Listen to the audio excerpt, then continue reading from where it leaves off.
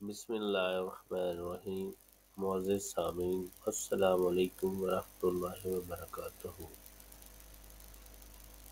معزز سامعین، میں آج آپ کو جو وظیفہ بتانے جا رہا ہوں، اس وظیفہ کی مدد سے آپ کسی بھی شخص کو اپنی محبت کا گرویدہ بنا سکتے ہیں، اپنی زندگیوں میں پھولوں جیسی بہار لا سکتے ہیں۔ آپ سے خواہ کتنا بھی کوئی ناراض ہے، کتنا دور ہے، اس کو اپنا بنا سکتے ہیں۔ ویڈیو کو سکپ نہیں کرنا، آخر تک دیکھنا ہے۔ انشاءاللہ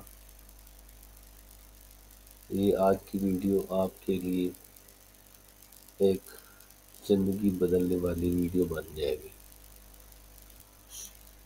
خاص کر ان ماؤں، بہنوں، بیٹیوں کے لیے یہ ایک تحفے سے کم نہیں ہے، جن کے شوہر ناراض ہیں یا جن کی بیویاں ناراض ہیں، جن کی بہنیں ناراض ہیں اور انہوں نے طلاق بالکل منقطع کیے ہوئے ہیں۔ انشاءاللہ اس وظیفے کے بعد آپ کے وہ ٹوٹے ہوئے رشتے پھر سے جڑ جائیں گے اور اللہ رب العزت آپ کی زندگی خوشیوں سے بھر دیں گے۔ تو چلتے ہیں آگے وظیفے کی طرف۔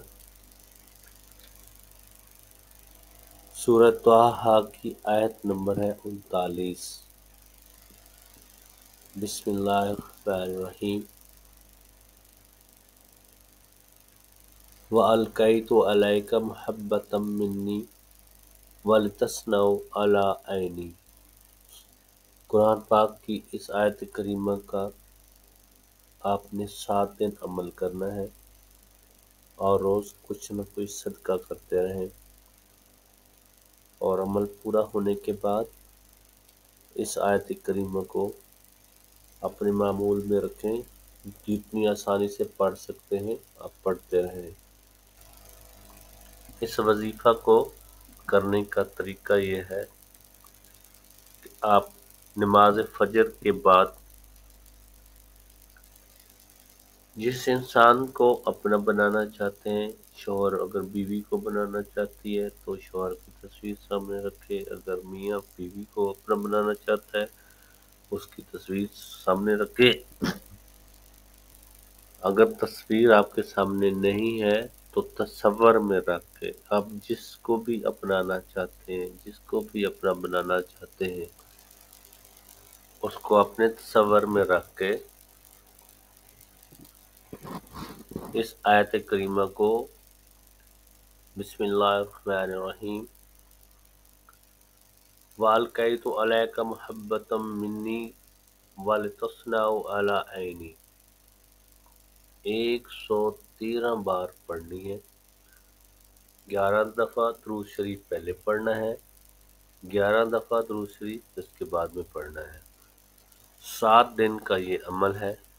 7 دن کے بعد انشاءاللہ آپ اپنی زندگی میں وہ خوشگوار لمحات دیکھیں گے جس کا آپ نے تصور بھی نہیں کیا ہوگا۔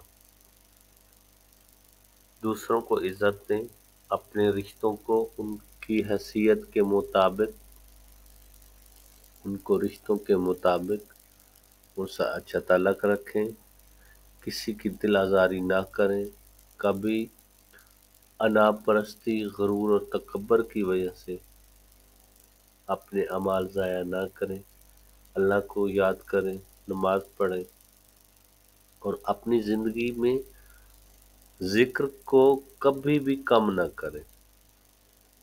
آپ کی مشکلات کے حل کے لیے 5 وقت کی نماز اور اللہ کا ذکر بہت ضروری ہے۔